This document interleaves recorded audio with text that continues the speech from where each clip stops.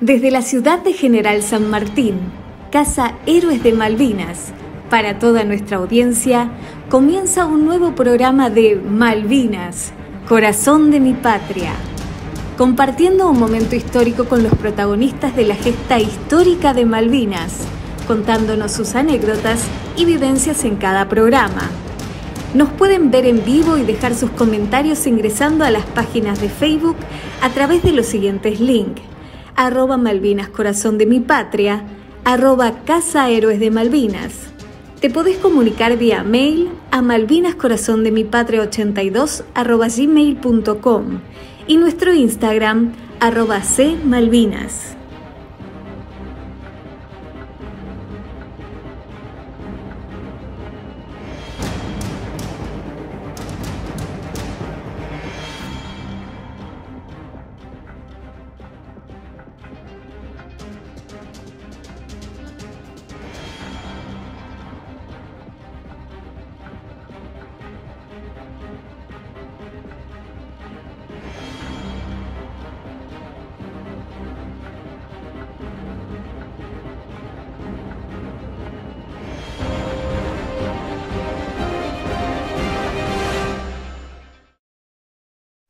Pero él es de Salto. Ahora sí se graba. Perfecto. Él era de Areco. Listo, perfecto. Perdón, estaba en Carmen de Areco y él era de Salto. Listo, perfecto. Bueno, ya estamos grabando ahí, que ya me actualizó la compu. Sepan disculpar, así que no podía cortar la actualización.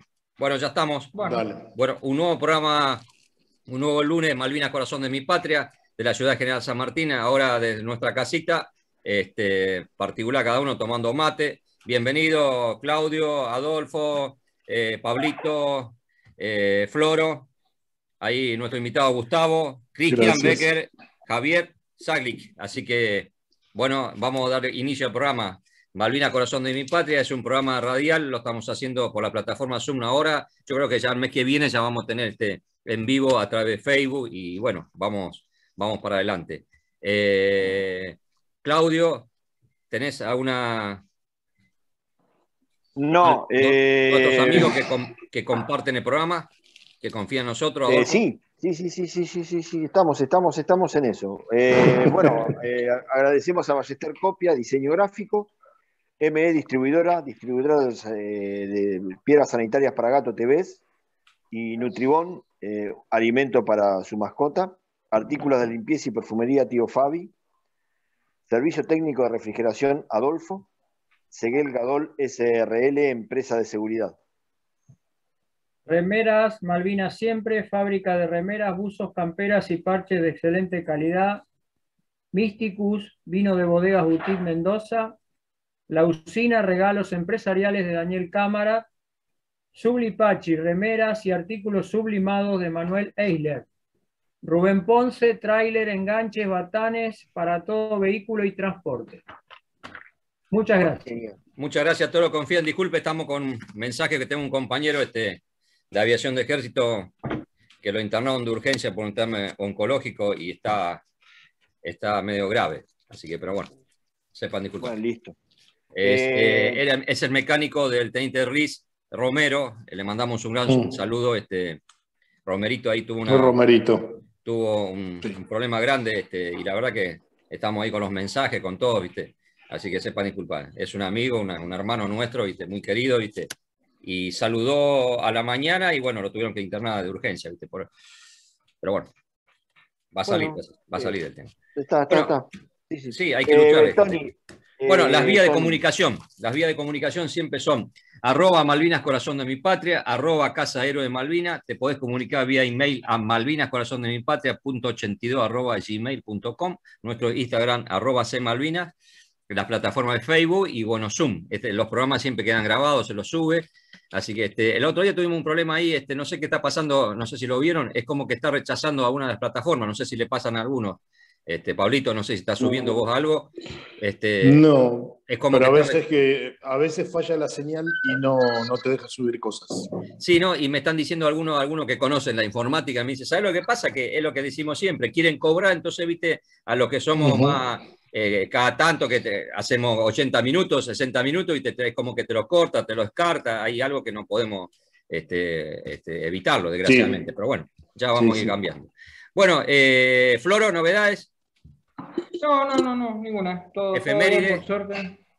Efeméride hoy, sí. Muchacho. Ayer. Bueno, la efeméride fue la de ayer, la que vamos a hablar hoy, casualmente. Muy bien, claro. Muy bien. Bueno, Pablito, vos novedades que estabas, ¿a dónde estabas? ¿Navegando? ¿Qué estabas haciendo? No, estaba de vacaciones de invierno con los chicos en Villa Pegüeña, Neuquén. Ah, qué bueno. Villa Pegüeña. Muy lindo, Sí, Villa Pegüeña muy linda. Es muy linda, es mi lugar en el mundo. Mirá, sí, ya me dijeron tiene varios. Una particularidad. Si ustedes se acuerdan de esos musgos verdes que crecían entre la turba. Sí, los musgos esos, sí, me acuerdo. Crecen en Malvinas. Crecen en Pegüeña, perdón. Claro, son como unos cositos así verdes, sí, me acuerdo. Son un montículo verde, que es lo que después origina la turba. Y ahí crecen. No, sí, es un montículo, es un honguito verde. Sí. Vos sabés que, mirá lo que estábamos hablando, ¿no? Vos sabés que traje en el bolsillo de la ropa de combate unos helechos. ¿Te acordabas, Claudio? Bueno, de Floro, lo que tuvimos María, vos también, bueno, Pablito, que fuiste, hay unos helechitos. Y vos sabés que mi madre lo tuvo mucho tiempo con arena, todo eso, y lo protegía y duró creo que como un año, ¿viste? Se adaptó, ¿viste? Y creció, ¿viste? Y le agarró el calor eso lo destruyó. Y mi vieja el helecho se le hacía mucho entre las piedras. Sí, y vos sabés, mi vieja lo cuidó durante un año, y me dice, vos sabés que va a brotar, ella tenía buena mano, ¿viste? Y lo cuidó, pero desgraciadamente el calor, ¿viste? Lo destruyó, ¿viste? Pero bueno, si no hubiera brotado. Los helechos esos, Tony, nacían muy bien más cerca de las piedras que de otro lado. Sí, bueno, pero nacen de manera natural, pero si los sacás de ahí y le querés dar un hábitat mejor, los matás. Los matás, sí. Este lo tenía, viste, con raicita y todo ahí, tuvo a Malvidera, más o menos anduvo, pero bueno. Bueno, ahí Christian Becker, ya sos un seguidor ahí. Buenas noches, ¿cómo estás? Muchas gracias. Ahí en Córdoba anda medio jodido ahí. Hola, Cristian, ¿cómo te va? ¿Cómo les va a todos? Un saludo malvinero para todos. Sí, está fresco en Córdoba. Muchas gracias. Ahí Javier. Javier. ¿Qué tal? ¿Cómo están? Hay gente joven. Me invitó Gustavo. Gracias. Buenísimo. Buenísimo. Bien, gracias por participar. Gracias. ¿De dónde son? Nos conocemos porque coleccionamos soldaditos. Jugamos los soldaditos. Bien. Libros. Javier es un apasionado de la historia, ¿no? Sobre todo la historia de historia argentinas. Y así que bueno, lo convoqué también para que participe y vaya viendo y conociendo las historias, sobre todo de ustedes, ¿no? Los malvinenses. Genial, gracias. Aparte, una casualidad, nada más, soy de San Martín. Así Muy que, bien. buenísimo. Bueno, así que vamos a dar inicio al programa, ya con Tony, Cuneo. Sí, Claudio. Déjame comentar algo. No tenemos el listado de fallecidos al día de la fecha. Al lunes pasado fueron 239, pero no tenemos el actualizado ahora por un problema técnico, así que no lo pudimos sacar. Lo daremos la semana que viene. Bueno, está bien.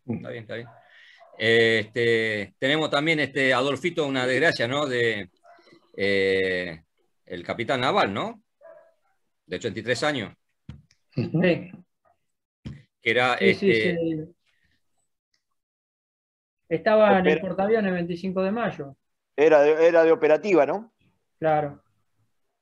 Fue el que rediseñó toda la cubierta de vuelo.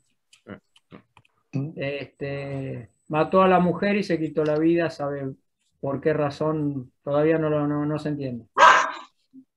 Sí, ahí cuando se enganche Paz, también estuvimos hablando ahí con Bordiú, todo eso, salvo, me dice, vos sabés que eso tiene que ver el estrés postraumático, no hay que darle.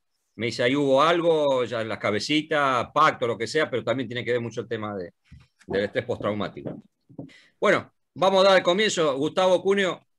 Gustavo, bueno, lo invitamos aquí y también ahí, por ende, a Javier y Cristian, el tema que fue ayer, el 1 de agosto, que algunos dicen, no, solamente para la caña con ruda. No, tiene algo que ver. Algunos la dicen, caña con ruda es para brindar lo que pasó ayer. Sí, así que bueno, es muy importante, Gustavo, acordate acá de nuestro distrito, lo que pasó, en ese entonces. Así que bueno, ahí está el programa, Gustavo. Exactamente. San Martín tiene bastantes rasgos de historia, ¿no? A veces son desconocidas por los propios sanmartinenses. El caso de este 1 de agosto justamente es uno de esos, porque bueno, otro hecho importante fue que fue la posta en la cual recaló San Martín en su camino a San Lorenzo, y también lo que fue la base del ejército de Rosas, ¿no? Durante la batalla de Caseros, y con la historia que después aparece O'Gorman, ¿no es cierto?, con el padre de Ladislao, que eso es lo que tal vez quede golpeando siempre en el ideario de todos, ¿no? Pero esto del 1 de agosto pasa sin pena ni gloria, y a veces, estando en museo, se recalca sobre todo que fue la casa de nacimiento de José Hernández, pero con respecto a lo que ocurrió el 1 de agosto se ignora. Incluso la sala, no sé ahora que hubo remodelación, estuvo siempre cerrada. La salita, que es chiquita, con referencia a esto del 1 de agosto, yo varias veces hablé para tratar de que se le dé un poquito más de importancia, sobre todo porque está ubicado en nuestra localidad, y fue uno de los primeros enfrentamientos que se le hizo al invasor británico.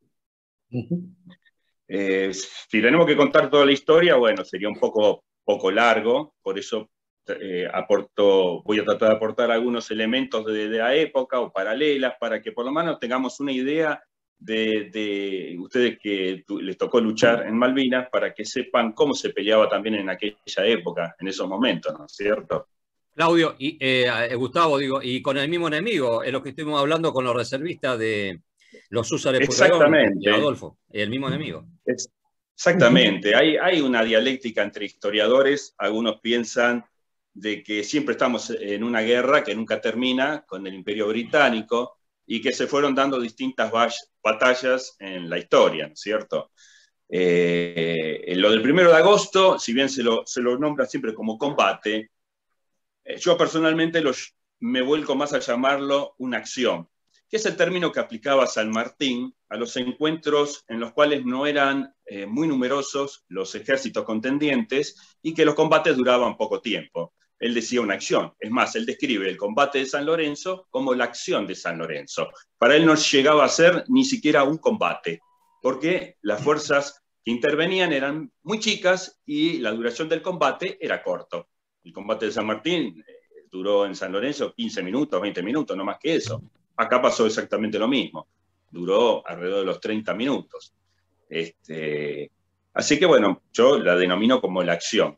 Y esto sucede cuando los británicos en su guerra en Europa, recuerdan Napoleón, aliado de España, era toda una serie de alianzas y desalianzas constantemente entre las principales potencias, y después de la batalla de Austerlitz, en la cual gana Napoleón, Inglaterra se vio media complicada, empezaba a perder territorios.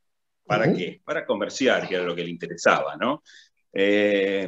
Para Gran Bretaña siempre hubo dos posturas. Una era la de ocupación de territorios y hacerlos colonia, tal vez lo que hizo con Australia en su momento, o puntos claves, hacerse de puntos claves, el caso de Malvinas. Pero había otra ideología que era la de colocar sus productos manufacturados. Ellos tenían una industrialización muy importante, necesitaban productos para esa industria y a su vez colocarlos, que era lo que les interesaba.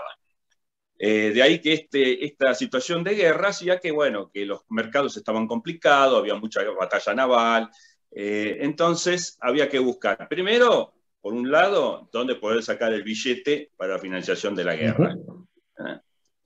Segundo, estos productos que cada vez se amontonaban más en Inglaterra y sobre todo, que es el Reino Unido, Gran Bretaña, había que colocarlos. Así que le pusieron el ojo al que era en ese momento enemigo, ¿no? Después va a pasar a ser aliado, pero bueno, en este momento era enemigo, y de darle un golpe a España, aprovechar que se sabía de que en toda la extensión del reinado español había caudales, indudablemente, y también aprovechando el monopolio que tenían los españoles sobre sus colonias, romperlo y tratar de que se abra ese comercio, especialmente Inglaterra, ¿no es cierto? Estaban también los portugueses, holandeses y todos, que también todos pujaban por tratar de tener estos mercados, ¿no es cierto? De ahí que sale esta propuesta británica, un poquito bien de pirata, que surge por un almirante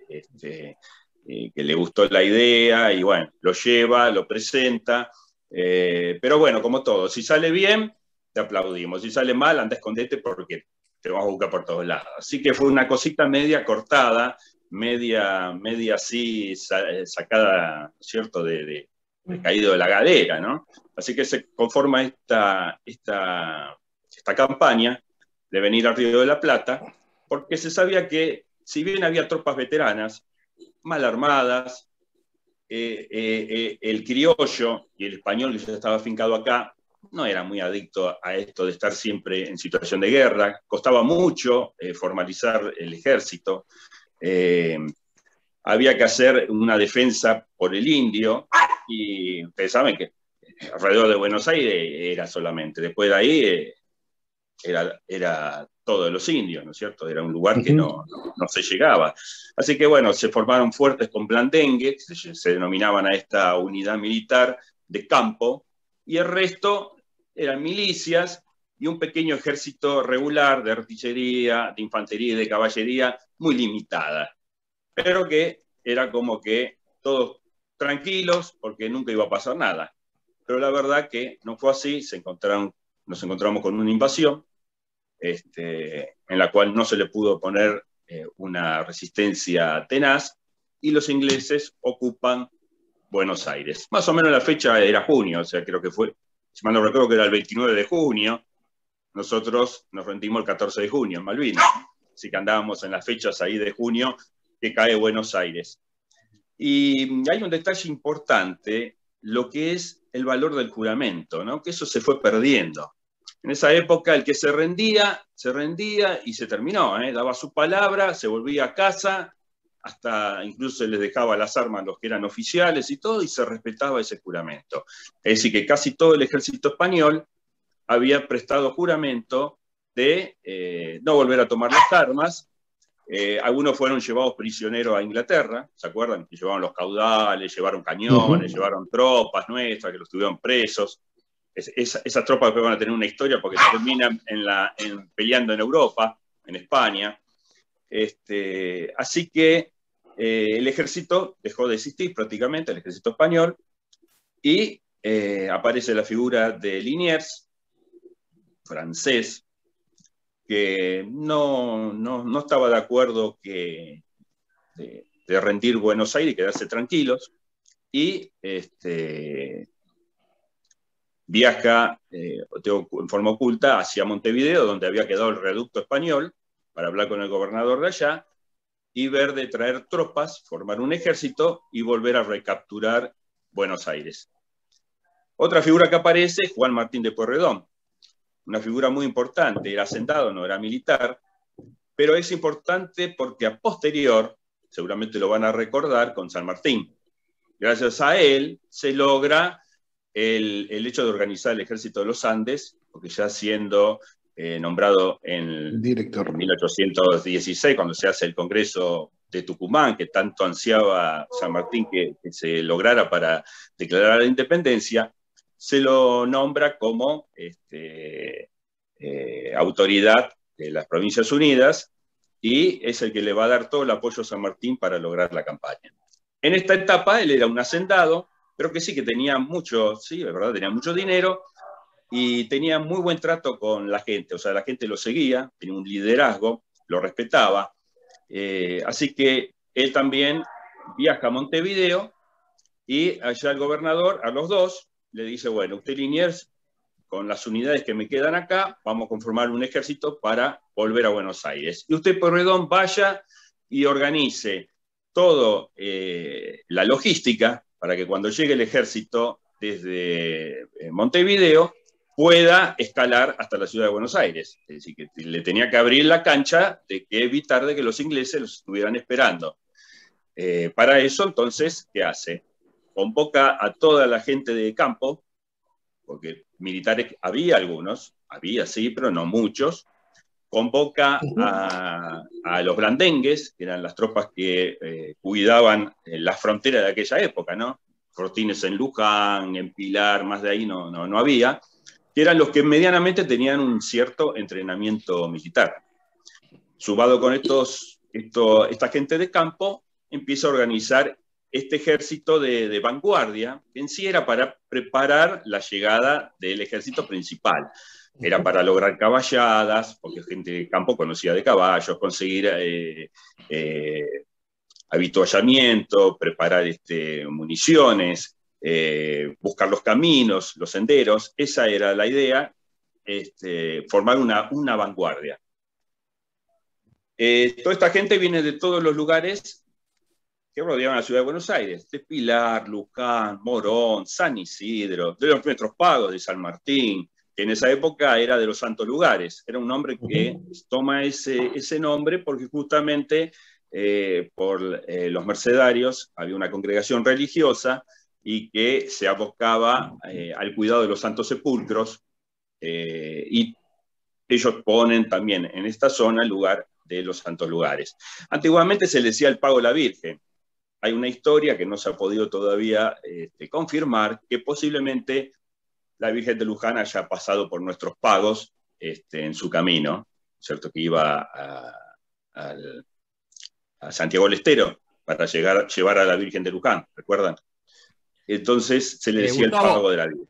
Gustavo, te interrumpo, disculpa. ¿Te acordás que hay un proyecto ya creo concretado que se había tirado acá, el profe Barbera, que es casualmente la frontera de La Riacha, que está entre Campo de Mayo y sería Camino de Buen Aire? Ahí dice un monolito. El profesor Barbera siempre está, y vos sabés que un día me llevó para allá, pero ya no podíamos cruzar, ¿viste? Porque era un desastre. Ahora me parece que está un poco... habría que ir a ver ese hito que decía siempre el profe Barbera. Vos sabés que es algo histórico eso. Exacto. Ahí, en ese punto se unió Martín Rodríguez. Martín Rodríguez estaba... Es el general Rodríguez. Claro, porque también Martín Rodríguez era un hacendado, que era de la zona también, esa. Sí, Ahora, de la en zona este de la momento, Villa del Luján. Claro, en lo que era la vanguardia de este ejército, la mayoría se concentra en Luján, toda la paisanada. Ahora, el cura párroco, cuando ve eso, dice: sí, pero estos muchachos van a pelear, pero no se sabe quién es quién, no tienen una identidad, no tienen uniforme, no tenían bandera, porque la bandera había caído prisioneras de los británicos, no tienen bandera, no tienen absolutamente nada. Entonces, él propone ponerse bajo los brazos de la Virgen de Luján, y preparan la comunidad de Luján cintas celestes y blancas del tamaño de la Virgen de Luján, que eran 38 centímetros de altura, para que se la pusieran en los brazos. Esto sería un antecedente posiblemente de nuestra bandera nacional, de nuestra carapela. Ya estamos utilizando los colores celestes y blancos. Y no olvidemos que el color celeste y blanco ya estaba en el ideario cuando el rey Fernando VII, que después queda prisionero de los franceses, llevaba una faja, ¿recuerdan? Celeste y blanca, se ven los cuadros. Era de la orden de Carlos III, era heredada de Carlos III, porque Carlos III también, su devoción era a la Virgen, y él se pone esa faja en honor a la Virgen. Es decir, que el color celeste y blanco, como muchos dicen, sí, de la orden de Carlos III, el origen primario es religioso. Y en este caso, las cintas que utilizan esta gente representaba a un valor simbólico religioso. Gustavo, después, sí. ¿En qué año era esto? Para que la gente se entere. 1806. 1806.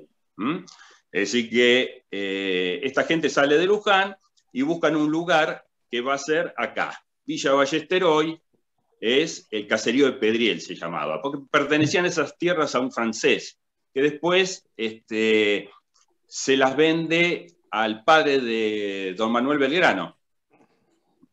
En el momento que se produce este combate, el papá de Belgrano ya había fallecido, es decir, que estaban un poco así en herencia todavía, no se había conformado la herencia sobre esas tierras.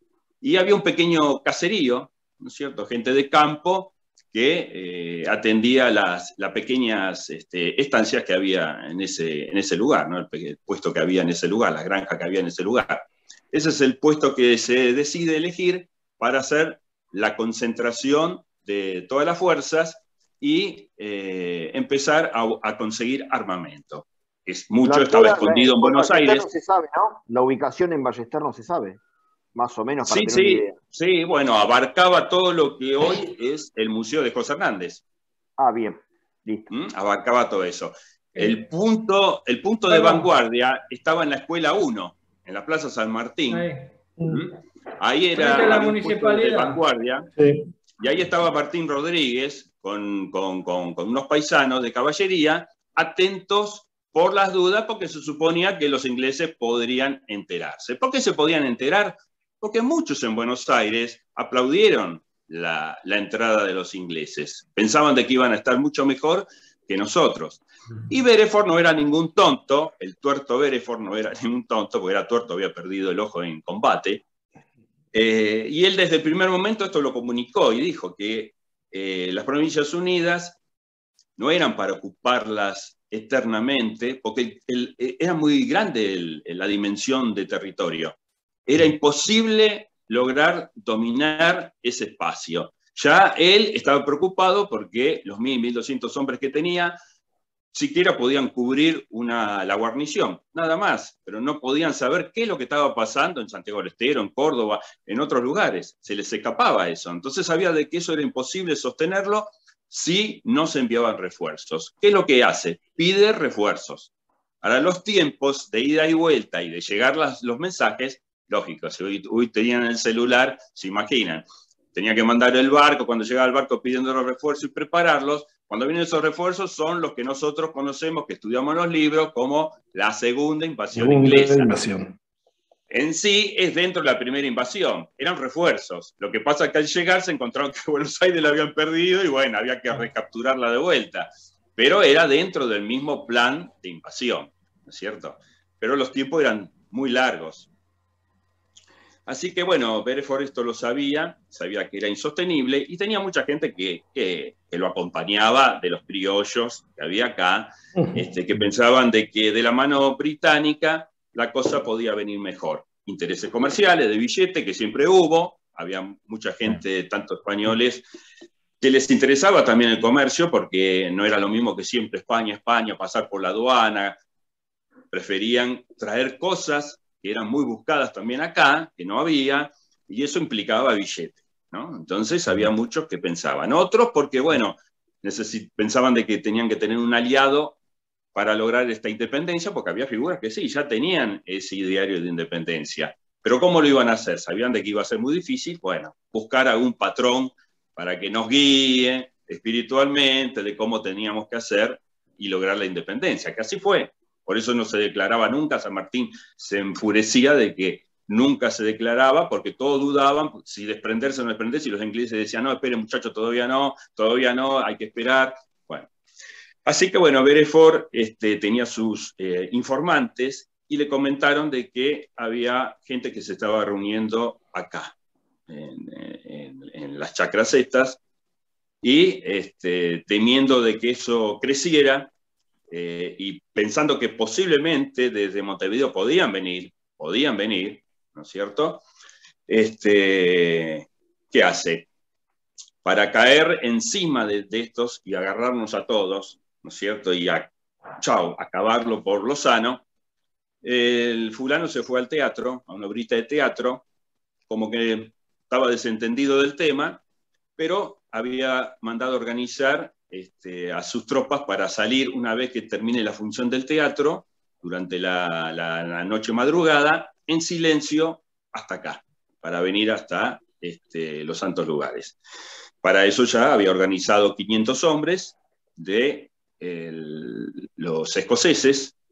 Los Highlanders, 71. Los Highlanders, claro. 71. el 71, él había venido con el 71, cuando recala, antes de que venía de Sudáfrica, pasa por Santa Elena, ahí trae voluntarios del regimiento Santa Elena, trae alguna parte de ese batallón con artillería, tenía también infantería de marina británica, más toda la dotación de los barcos que también colaboraban, ¿no es cierto?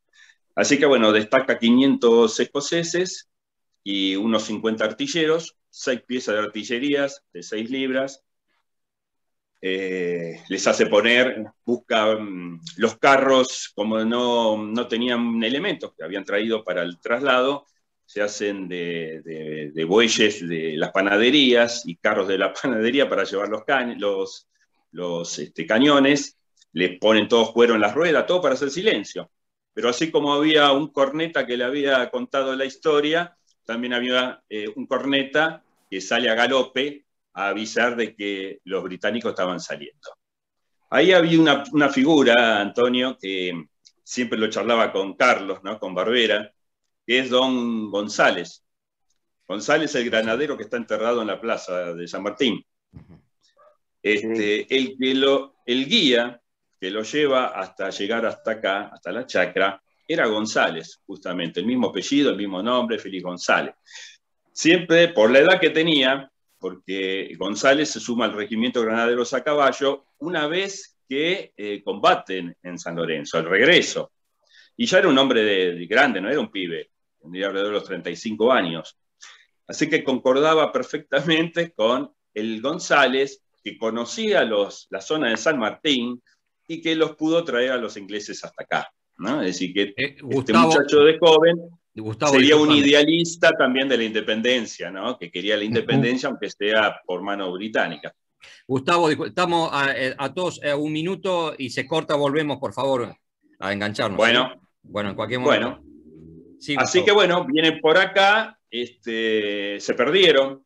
Fíjense lo que sería San Martín en esa época, ¿no? No se encontraban bien las huellas del camino, era de noche, a madrugada, ya habían salido a la 1 de la mañana, se perdieron, tardaron. Cuestión de que los ve el destacamento que estaba en la plaza, hoy de San Martín, era de Martín Rodríguez, y enseguida mandan aviso acá de que venían.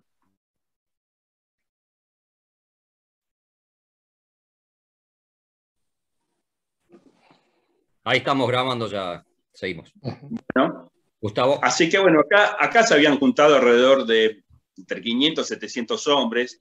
Los que tenían un poco de conocimiento militar eran los planteles, como yo le dije, que estaban al mando de Olavarría, y ahí ya se ven algunas rencillas y diferencias con Juan Martín de Porredón, que era un hacendado.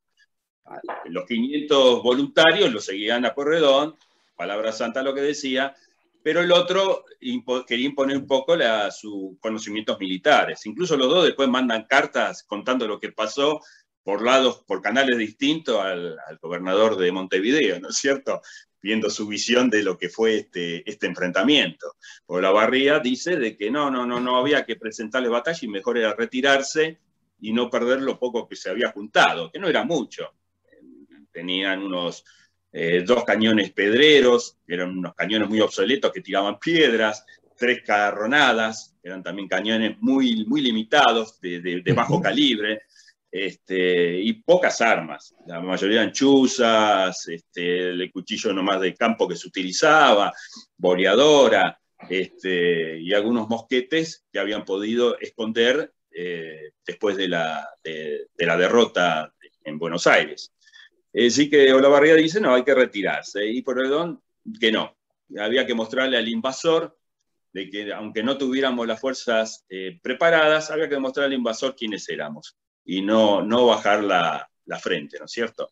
Así que cuando se quedan esperándolos, los británicos forman en línea de batalla, como siempre su línea de fusileros, lógico, se imaginan lo que era en esa época la línea de fusileros, la experiencia que tenían los cazadores Highlander, ¿no es cierto? Y 6 piezas de artillería, lo que se le podía ofrecer era mínimo. Y además, apenas, si bien nosotros sí que después lo va a decir Bereford más adelante, quedó maravillado cómo se desempeñaba lo que es la caballería, ¿no es cierto? Esta caballería que recién surgía. ¿Qué van a hacer después los húsares de Pueyrredón? Pero ¿qué sucede? El caballo también tiene que estar entrenado para el combate, y todos los animales que llevaban. De ahí que cuando se producen los disparos de artillería, se produce bastante desprolijidades, caballos que se asustan, se desbocan, hay una situación de pánico, incluso un carro de municiones de los británicos se escapa, ¿no? Ahí Pueyrredón dice que lo captura, que es verdad, lo captura, pero evidentemente con los fuegos de artillería los animales salieron en estampida, ¿no? Y se llevaron el carro y cruzaron la línea hacia el lado español. En un momento dado, Pueyrredón decide e intenta hacer, para recuperar este carro y hacer frente a los británicos, hace una especie de carga de caballería muy pobre, en el cual tiene sus bajas, tienen seis bajas, se calcula. Los valores no están claros, son todos distintos los que aparecen, pero tuvo 3 muertos y heridos. Él, incluso su caballo también cae, y es rescatado por Lorenzo López, que iba a ser después iba a ser el alcalde, el primer intendente de Pilar. Lo pone en ancas del caballo y lo saca de la línea de fuego. Ahí aparece también la figura de Denis Pack, que era el comandante de los escoceses. Esa figura, después cuando se recupera Buenos Aires, como yo les había dicho, todos tenían que jurar de que no iban a volver a tomar las armas. Denis Pack se escapa, recuerdan que se escapa, que lo hacen escapar algunos amigos de los ingleses, pero él vuelve después en la segunda. Por eso después lo andaban buscando todo para darle una paliza, porque había faltado a su juramento. Bueno, él estaba ahí en el combate también, y cuando se lanza la caballería de los paisanos, ve que está muy cerca y que corría peligro el jefe, que era Bereford, así que ordena a su infantería que abra fuego, y Bereford tiene un detalle en el cual quiere sacar su sable. Eran días de mucha humedad, había llovido, y él mismo después lo dice, que no había tomado los recaudos de lubricar bien su sable, pues pensaba que no iba a pasar nada. No puede sacar el sable como para por lo menos decir, si se acerca uno, enfrentarlo. Pero bueno, la línea de fusileros derriba a los primeros que venían en la columna de ataque. Y Olavarría se quedó mirando, no quiso atacar como le pidió Pueyrredón, se retiró, y es así que, bueno, queda solamente una pieza de artillería cubriendo la retirada de todos, que eso sí lo había previsto Pueyrredón, sabía de que no podía hacer mucha fuerza, pero había armado un canal de retiro para poder salvar las cosas. Y se queda una figura, Esquenón se llama, de apellido. Algunos dicen que era un alemán, otros dicen que era un irlandés, que estaba dentro del ejército británico y había desertado. Este es otro detalle. Hubo muchas deserciones del ejército británico. E incluso después de los prisioneros, cuando se rinden, después de que se recupera Buenos Aires, muchos desertan y no quieren volver, porque vieron lo que eran nuestras tierras, la libertad, la tranquilidad. Acá había para comer de sobra, sin esfuerzo, y ellos se sentían esclavos dentro del ejército británico, sometidos como prácticamente esclavos. Así que cuando vieron esto, más de uno desertó. Era el otro problema que tenía Bereford, que lo escribió en sus cartas, que la gente se le desertaba y le costaba sostenerla. Así que bueno, se queda pobre defendiendo la retirada, y claro, cuando lo toman prisionero, viendo que era de ellos mismos, lo llevan a Buenos Aires, atado en una cureña de cañón, le hacen un sumario rápido y lo fusilan públicamente, ¿no? Para escarmiento, para evitar deserciones, pero no lo logró, porque fueron muchos escoceses, irlandeses y alemanes que venían dentro del Santa Elena, que se quedaron acá en las Provincias Unidas. Yo le traje acá, a ver si está mi ayudante.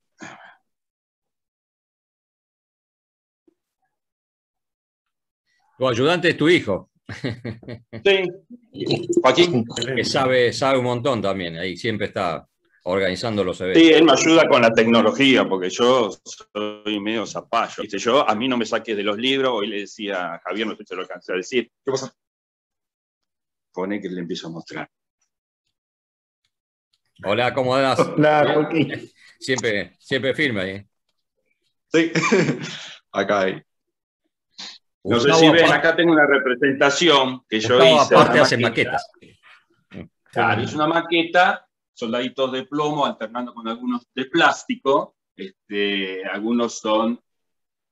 Muchos son de fabricación de acá, de artesanos, y que representan parte del combate. Acá está el carro capuchino que logramos rescatar con las municiones, que se les escapó. Después tenemos lo que son los blandengues, con el uniforme de época. Sí se quedaron atrás, no quisieron enfrentarse. Pueyrredón, intentando la carga a los escoceses, una pieza de artillería británica, con los artilleros reales. Y acá lo puse al corchete a Don González, el que los trajo hasta acá, hasta Pedriel. Ajá. Muy bueno. Ahí más o menos representé lo que fue el combate. Lo otro que les quería mostrar, la imagen es una réplica de la Virgen de Luján, 38 centímetros mide. Nosotros estamos acostumbrados a verla con la ropita, que eso fue con el manto posterior. En esta época, la imagen de la Virgen era así, ¿no es cierto? El otro error que a veces aparece, los húsares en sí, se forma sobre la base de estos voluntarios que combatieron ahí en Pedriel. De ahí que los organizadores, que eran la gente de campo importante, caso de Pueyrredón, Vivas, Núñez, que en sí eran comerciantes. Cuando se organizan las milicias, después de recuperada Buenos Aires, los húsares es una de las primeras unidades que se conforman de caballería. Eran 3 escuadrones de húsares, después aparece un cuarto, más posterior, pero dentro del mismo periodo, ¿no? Escuadrón 1, 2, 3 de húsares, que llevaban en el común el nombre de su jefe. Húsares de Pueyrredón, húsares de Vivas, húsares de Núñez, y los otros después se van a llamar Cazadores de la Reina, el cuarto escuadrón. Y cada uno con su uniforme distinto. Pero esto no era en el combate de Pedriel. En el combate de Pedriel pelearon, como yo les dije, con atuendos civiles, alguno que otro con alguna chaqueta militar, porque eran de los restos que habían quedado del ejército español, que habían logrado escaparse, habían logrado fugar, y los blandengues. El resto eran todos civiles. El uniforme viene después, para la segunda invasión, que se conforma, una vez recuperada Buenos Aires, se forman lo que son las milicias. Y bueno, ustedes lo conocen, el uniforme de los húsares de Pueyrredón es ¿no? Y estos van a combatir ya después en la segunda invasión, enfrentándose a los británicos, que llevaban mayormente el uniforme de la casaca roja, conocida por todos, ¿cierto?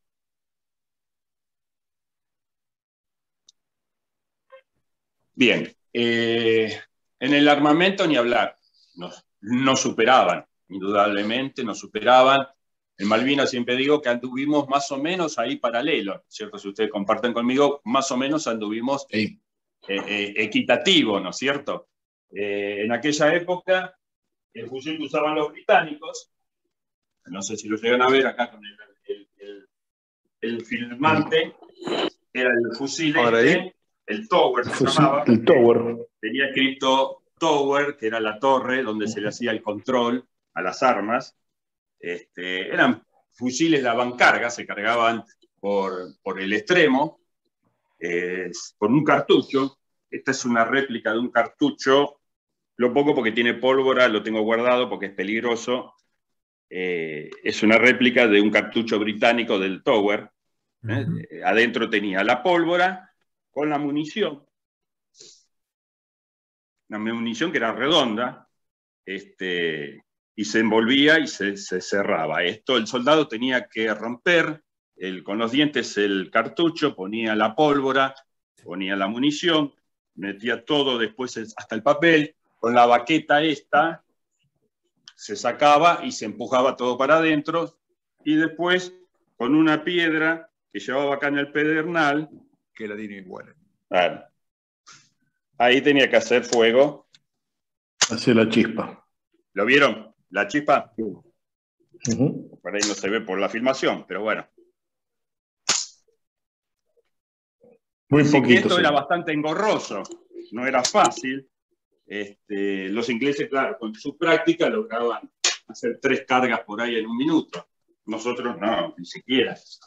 Es más, con lluvia o mucha humedad, todo esto se dificultaba el uso. De ahí que Beresford en un momento dado dijo, si hubiese tenido ballesteros británicos del 1600, 1500, la cosa hubiese sido distinta. Pero bueno, esto era por lo cual se enfrentaban. Ustedes tuvieron que combatir con el FAL. Pesa mucho más que el FAL, mucho más que el FAL. Y no tiene la capacidad de disparo que logramos en el siglo XX, ¿no es cierto? Gustavo, solamente falta que saques un cañón de 155, un 105. Ahí empiezas a sacar armas. Gustavo tiene ahí una colección. Todavía no fue. Y tiene una historia larga por el tema del FAL, pero en algún momento lo va a conocer. Lo va a decir. Pero algún Bofors de 40 debe tener. Sí, seguro. Un par de Oerlikon. Los húsares estaban armados, después, a posterior, usaban pistolas, de ser posible, los oficiales 2 pistolas, porque lógico, cargar esto de la misma manera era muy complicado. Había que poner no la bala así, sino el cartucho es lo mismo, el papel, todo adentro, y con la piedra y hacer disparo. Así que tenían esto, disparaban y después a enfrentarse como realmente era la batalla.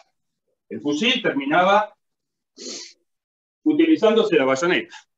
Esto decidía la batalla, ya en el cuerpo a cuerpo, ¿no? El fusil tenía un efectivo, el disparo eran 70 metros, 100 metros con suerte, y después sí, por ahí llegaba más, pero ya era al voleo. Por eso se formaban todos como soldaditos de plomo, uno al lado del otro en fila, para poder lograr el fuego concentrado y para poder pegarle a mayor cantidad posible de tropas enemigas. Pero esto no se lograba, y tal cual como lo dijo San Martín, llegado el momento había que cargar a la bayoneta, y él decía de que no había que esperarlo al enemigo el enfrentamiento, sino salirle al paso también, a la carrera, cuando ya estaba cerca. Y entonces, esto decidía la batalla. Los húsares usaban los sables. Húsar es una unidad de caballería ligera. Realmente por eso toma el nombre de húsares, porque esta gente que hizo era la vanguardia del ejército en su momento, aunque eran paisanos, era la vanguardia. Eran los que hacen las exploraciones, los primeros enfrentamientos con el enemigo, cubrir la retaguardia, las retiradas. Esa era la función de los húsares. Y se manejaban con sables curvos, pues, preferentemente. Es un francés de 1822, exterior. Este es un sable nuestro, similar al que usaron los granaderos. Es una copia del británico de 1796. Le decían de lata, de latón, por el ruido que hace, porque la carcasa es todo metálica, a diferencia que la que tenía Beresford, que era de cuero, y no lo podía sacar porque se había pegoteado todo dentro de la vaina. La artillería británica, dudaron. Una bala preferentemente británica era esto, ¿no? La que ustedes vieron era esta. La que usaron ustedes. De 105. Ahora, corre el dagger que tenés ahí, pues sigue mostrando. Un cartuchito similar a los usados ahí. Era esto. Miren la bala que entra acá. Gustavo, yo sé que estuve en el Museo Nacional, el que está ahí en Parque Lezama, y estuve midiendo para mandar a España unos cañones de esos que se habían usado en la primera invasión inglesa. Están en el Museo Nacional ahí en el Parque Lezama. Sí, están ahí. Hay como 5 o 6, hay un par más, pero yo estuve midiendo esos cañones para poder mandarse. España los había pedido porque eran de fabricación española, entonces habían pedido para una exposición de armas que ellos hacían del siglo XVIII y XIX. Claro. Bueno, si alguna vez andan por la ciudad de Salto, en la comisaría del pueblo tienen 3 cañones que usaban los blandengues. Claro. Sí, se preservaron muchos de estos cañones. Incluso en los fuertes había cañones que no se los utilizaba para el combate, sino para dar aviso, señal. Más que para el combate, no eran muy eficientes, ¿no es cierto? A veces en las primeras etapas del enfrentamiento con el indio asustaba un poco esto, y entonces se utilizaba más para hacer ruido, para avisar a la gente que estaba fuera de la zona del fuerte, para que regresara, y a las pequeñas comunidades que se iban sumando alrededor del fuerte de que venía un ataque, ¿cierto? Era como de señales, este tipo de cañón. Así que bueno, las cosas fueron evolucionando, ¿no? Cosas que significaban mucho más esfuerzo en aquella época, ¿no? Ser más diestro en la utilización del arma, menos eficacia, y en el cual lo que había que poner el lomo. Bueno, ustedes también tuvieron que poner el lomo, pero creo que estuvieron comparativamente bastante parecidos con los ingleses, ¿cierto? Otra historia esa pistola, ¿te acordás, no? Pero bueno. Mejor sí. Mejor no contemos nada. Las diferencias de las balas. Acá en esta etapa. ¿Se alquila esa pistola? Esperemos que no. Yo ya estoy preparando por las dudas. Gustavo, para que sepas, las 2 pistolas que le regaló en la ciudad de Buenos Aires a Belgrano, las tuve yo en mi mano. Ah, mirá. Están en Estados Unidos, ¿sabías vos? Sí, porque fueron a remate. Sí, las compró un americano que les iba... Sí, las trajeron acá, yo las tuve en mi mano, hice el ingreso al país y el egreso, vinieron por American Airlines. Yo pude abrir y leí la leyenda que dice: el pueblo de la ciudad de Buenos Aires al excelentísimo general Belgrano por sus victorias en sus batallas y sus grandes hechos. Decían en los costados escritos. Belgrano era muy gustoso de las armas francesas. Él siempre prefería armas francesas, que para la época sí, es verdad, eran muy buenas, pero eran más refinadas. No, tenía todo un trabajo artesanal increíble. Lógico. Las británicas eran más toscas, eran un poquito más toscas. Eran eficientes, pero más toscas, ¿no? Yo tuve parte de la historia también en mi mano. Esta carabina, que parecida a la que usaban también los húsares, es mucho más chico. Es una carabina de caballería, mucho más chico que esto. Esto realmente es una cosa pesada, burda, y los franceses siempre eran más refinados. El fusil de esta época era largo como este, pero la empuñadura, toda era más refinada. Y francés, si querés tengo una. Si querés tengo una, pero está modificada para usar con fulminante. Ah, allá. Sí. Esa. Te gritó, faltan mil y truco con esa, Pablo. Tiene todo, no le pidas más nada.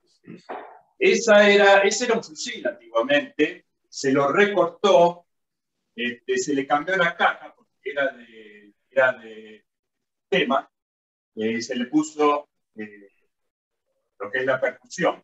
Se modificó. La mía es calibre 58. Andás a ver si... Sí, exacto. ¿Es de 1858 la tuya? No, calibre 58. Sí, pero son de 1845 más o menos. Sí, no sé, sí, más o menos. Creo que 1820 por ahí. posterior. Yo tengo una escopeta de mi abuelo que era una carabina como esa, que le hizo modificar, que es de 1853, le hizo modificar a escopeta del 12. La tengo guardada, sí. amigo. Sí. Muchas cosas se fueron modificando. Realmente no se sabe si, a ciencia cierta, si era más barato o no que comprar material, pero acá realmente el problema de las armas fue bastante complicado, ¿no? O sea, la necesidad de armas era importante y casi siempre caímos en manos inglesas y en las truchadas. ¿Por qué en las truchadas? Este Tower realmente fue fabricado por fabricaciones argentinas. Este Tower está hecho en base a un Tower que se encuentra en un museo en Santa Fe. Vieron los estadounidenses que hacen siempre las recreaciones de la guerra civil. Es impresionante, arman todas las batallas y cada uno se arma con el equipo que debe funcionar, lógico, con balas de salva. Y bueno, en esa época tenían que hacer una compra importante de armamento y viendo cotizaciones, la Argentina se le hizo una buena propuesta, muy económica, y se fabricaron. Ahora sucede que, probado después en Estados Unidos, el fusil no tenía el mismo rendimiento que los Tower que ellos tenían, originales, por ejemplo. Entonces, es como que la fábrica no había hecho bien las cosas. Pero acá se había trabajado realmente en serio. Entonces trajo sus dudas sobre el arma que se había utilizado para hacer la réplica, copiar. Así que se le pidió permiso de autorización al museo para volver a tenerlo de nuevo y hacer un estudio exhaustivo del arma, para el cual se lo desarmó, y se descubrió que si bien tenía las marcas británicas, Tower con la corona, abajo había símbolos de fabricación belga. ¿Qué era esto? En Bélgica había fábricas que truchaban las armas, ya en aquella época, para reventa, para las guerras que estaban en ese momento, ¿no? Todas las guerras de independencia. Ahora, el funcionario que los compró, siempre queda la duda ahora, el funcionario que los compró, ¿sabía que esos Tower no eran originales? Oh, caramba. O el señor que los compró, más la comisión que debía revisar esa compra, lo sabían. Bueno, son dudas que nos van a quedar ahora, porque indudablemente no valía lo mismo un arma original que una réplica. Si bien funcionaba, ya se demostró de que no tenía el mismo funcionamiento de un original británico. En el momento de combatir servía igual. Capaz que posiblemente en vez de a los 70 metros pegaba a los 50 o le apuntaba medianamente a la cabeza y le terminaba dando en los pies. Vaya a saber. Pero bueno, es posible que haya sido uno de estos negociados ya de aquella época, ¿cierto?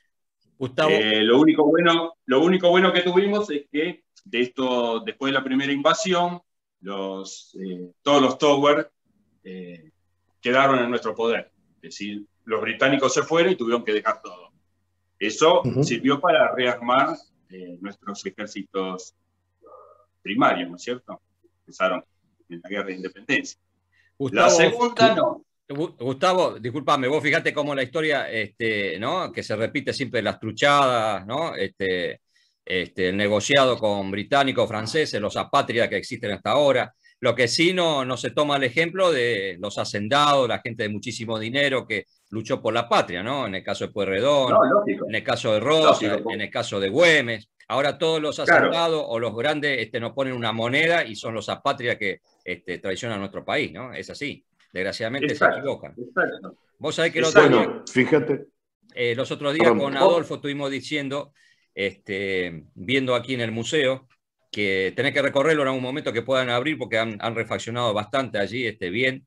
Hay pocas cosas, pero es muy, muy emotiva, ¿no? Hay muchísimas más cosas ahí guardadas, pero bueno, no tiene tampoco lugar en la Chacra de Pueyrredón, el Museo José Hernández.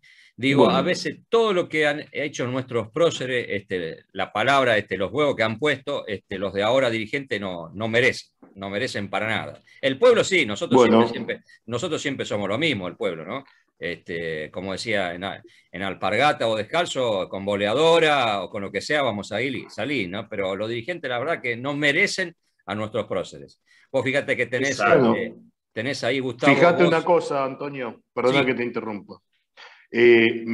Imagínate qué tan pro-británicos son los fuertes capitales de la ciudad de Buenos Aires, que en el lugar donde Güemes a caballo tomó un bergantín inglés en la primera invasión, le clavaron la torre de los ingleses.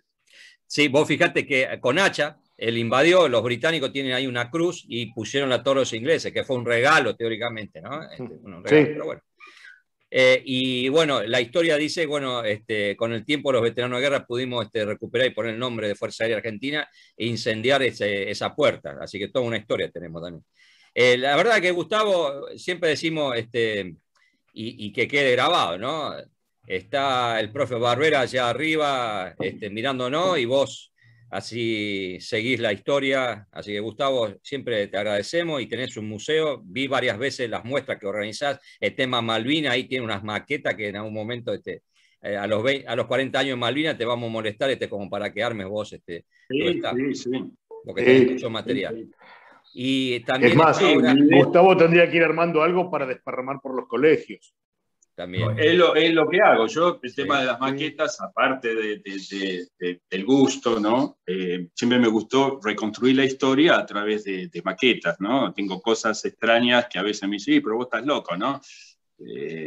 O sea, yo no voy a lo político, no voy a hacer nada de esto, sino que son hechos que ocurrieron y están, de armar los aviones que bombardearon la Plaza de Mayo, con los numerales. Los Gloster Meteor. Todo, ¿no es cierto? Pero no porque estoy haciendo una apología de algo, sino porque es parte de la historia. Tengo hasta Isabelita evacuando la casa de gobierno en el helicóptero. Lo hice también en maqueta.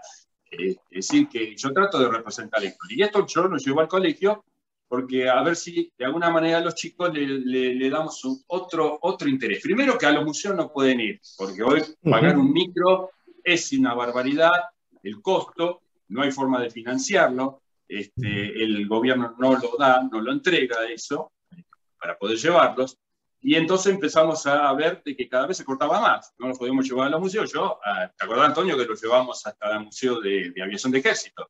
A los chicos de mi colegio. Sí, me acuerdo.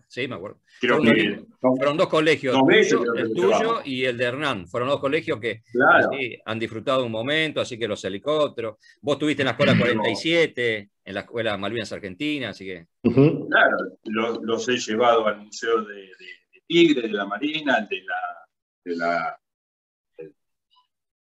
Ciclesa, los llevé al Museo de la Aviación en Morón.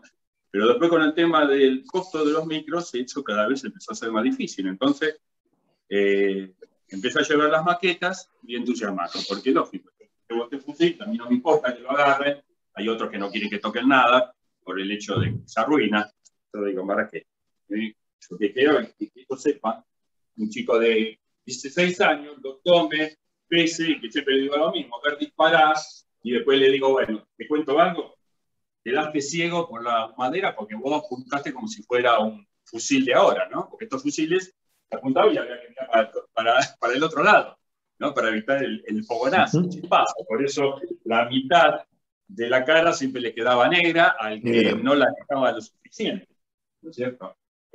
Si se trababa y ese menjunje que yo le decía se quedaba pegado, que después de varios disparos ocurría, y había que bajarse el pantalón, el cierre, mear adentro y tratar de remover eso, y si no, chao, sonaste. Si era una batalla como en Europa, que duraba días, perdías, te quedabas sin armamento.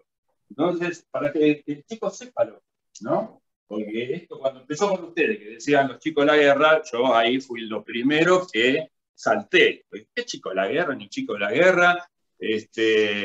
Los ejércitos de la patria empezaron desde los 16 años y con 12, 13, 14 años eran tambores del ejército, pífanos. los ingleses, a los chicos los usaban para, cuando vienen ya las armas fulminantes, que marcaban otra distancia, los mandaban con estaca adelante a poner estacas, y los disparadores sabían de hasta dónde estaba esa estaca, la munición pegaba. Entonces cuando avanzaban, hasta ese punto podían disparar. Y eso se ocupaban los chicos de 12, 13 años, hacer ese trabajo. Entonces cuando empezaban con esto los chicos de la guerra, bueno, yo fui el primero que empecé a pelearme con todo el mundo, y una ignorancia decir eso, ¿cierto? Más yo que en la guerra de la subversión tuve que también estar participando, ¿no? Por suerte no tuve ningún enfrentamiento, pero es como que todos los días que salíamos se podían dar, ¿cierto? Y tenía 18 años también. Les comentamos, Gustavo, tu colegio a nivel público nacional fue el primero que en la localidad de General San Martín, que a los 30 años Malvinas lleva los nombres, las aulas de nuestros caídos, los 9, y los que eligieron tus alumnos, en el caso del perrito Tom, que tiene la secretaría. Fue un acto muy importante que se organizó. Exacto. Hoy por hoy, si bien en los programas salen las dos tendencias, o sea, lo que quiere que se hable es sobre Malvinas, pero lógico, con una cierta ideología sobre el tema de Malvinas, y lo otro sobre el terrorismo de Estado. Son los dos caballitos de batalla, pero con cierta ideología lo que es Malvinas, ¿no es cierto? Y lo otro no, ya sabemos lo que es. Entonces, vamos con los profesores que cada vez son menos, pero creo que era yo solo, se han jubilado todos, se han retirado, o se cansaron, porque no querían soportar el nuevo sistema educativo. Me decían, Gustavo, ¿nos ayudás con Malvinas? Bueno, iban ustedes a dar las charlas y demás, y evitar de que se dé pie al resto, que siempre golpea sobre lo mismo, ¿cierto? Y es así que, bueno, pero bueno, viste, Antonio, cómo fue evolucionando todo en los años, ¿no? En una etapa contábamos lo que era la guerra, después dejábamos un poco lo que es la guerra y empezar a hablar un poco del futuro. Y hoy por hoy es como que tuvimos que volver de vuelta a hablar de la guerra, porque los chicos, peleamos contra los ingleses, Gustavo, no sabía que habíamos peleado contra los ingleses. Se da que en muchas escuelas no se habla del tema, no se quiere hablar del tema. Entonces, volvimos a una ignorancia total, y es como que siempre tenemos que estar hablando de la guerra y después seguir avanzando, ¿no? No se pudo dejar esto. Porque hoy por hoy todos tendrían que saber que peleamos contra los ingleses, por qué motivo, y no estar en esa historia, ¿no? Como que hay que volver de vuelta. Y lo otro, porque entusiasma también al chico en adentrar la historia, ¿no? Por eso yo le decía a esto, le llevo una bala de escrito así. Y claro, son cosas que nunca las van a ver y que la ven porque se contaron. Y eso hace que por lo menos le den otro gusto a la historia, ¿no? Le den otra aproximación a la historia. Gustavo, disculpame, fíjate que hay un programa de preguntas y le preguntan a un par de tarados y taradas cuándo fue la recuperación de nuestras Islas Malvinas, y le ponen la opción 2 de abril, no saben, así que y tienen 25 años, son bastante grandes, ¿no? Pero bueno. Sí. Lamentablemente pasó esto, y con estos 2 años de cuarentena, peor todavía, ¿no? Perdimos todos los actos, perdimos esta comunicación con los chicos porque se perdió estas oportunidades, ¿cierto? Hay una tendencia antipatriótica total, o sea, hablar de patria es como que es algo extraño. No sé si vos estuviste en uno de los actos que hago para el Día de la Bandera, que busco a todos los chicos que son de otros países y les hago presentar sus banderas, juran a la bandera argentina, hacen la promesa a la bandera argentina, porque ellos están en una escuela argentina y tienen que aceptar los reglamentos y las leyes por las cuales han decidido vivir acá en este país. Y después les hago a ellos mismos que cuenten a sus compañeros sobre sus banderas, qué significan sus banderas, cuándo, lo que termino yo haciéndolo, porque hasta ellos a veces dudan, excepto, ¿te acordás? La dominicana. Me acuerdo.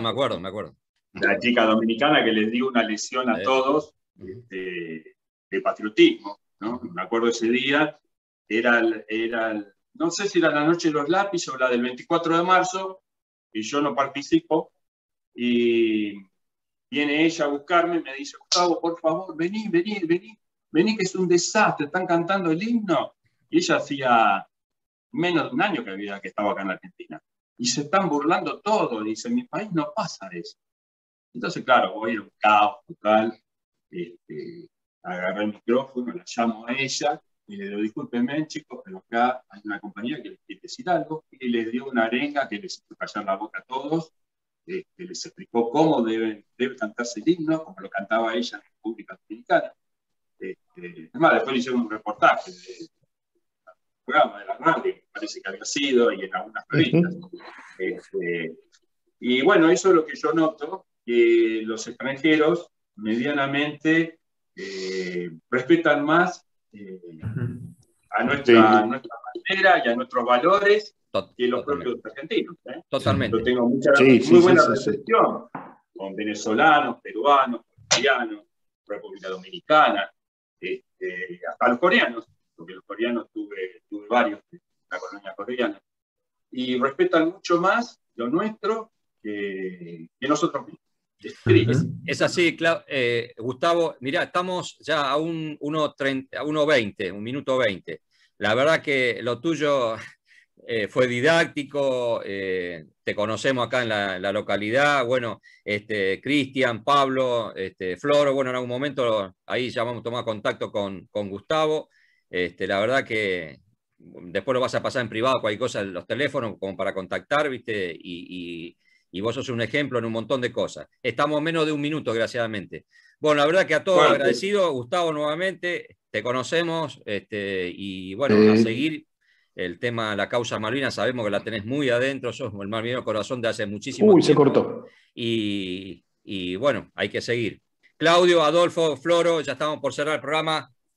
Muchas gracias a todos. Buenas noches. Gracias. Adiós a todos. Muchas gracias. Cristian, muchas gracias a vos. Javier, ahí ya nos vamos a conocer, así que en algún momento, la gente joven. Acá está la parte de la producción. Sí. Ahí está Patito. Acá estamos. Hola. Decirle a Pablito que le estoy arreglando el flyer. Bueno, gracias, Noé. Antonio. Ahí está, viste, la parte de la producción. Bueno, se nos Antonio. corta en un momento. Muchísimas gracias. ¿Para qué te habla Gustavo? Gustavo. Viste que estuve